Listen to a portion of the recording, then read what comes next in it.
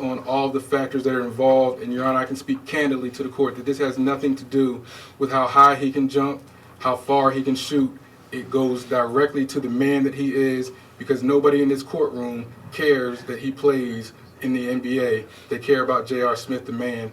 At this point in time, Your Honor, I'd like you to briefly hear from my client so he can explain to you how he feels about this entire situation, and if you would be so inclined to allow him to briefly address the Bell family. Certainly.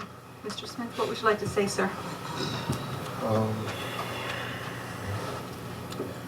Take your time. I mean, like you said, it's not something something like this just happens and I just move on or just forget about. It's impossible. I mean, I talked to my mother about it, my father. I mean, I can't talk to Dre. I mean, it's unbearable to deal with. Nobody, I mean, anybody, people who've been in my situation, I can't even talk to them about it because they've gone through their own thing.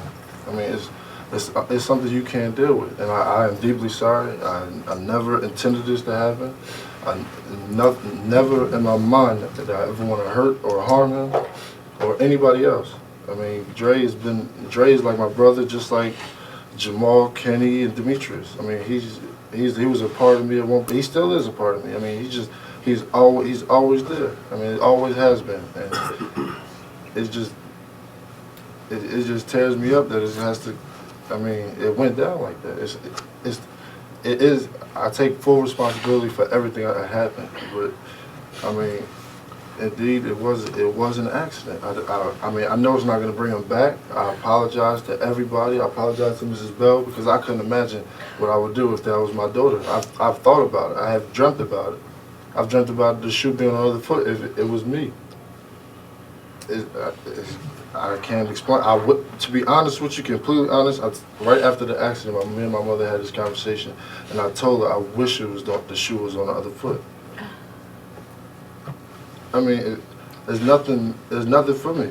I mean, he was, it's unexplainable. So. That's okay. Is there anything else you'd like to say, sir? Yeah, I apologize on the record to Ms. Wanda Bell. I mean, she's another mother figure to me. She always has been, since the first time I met her.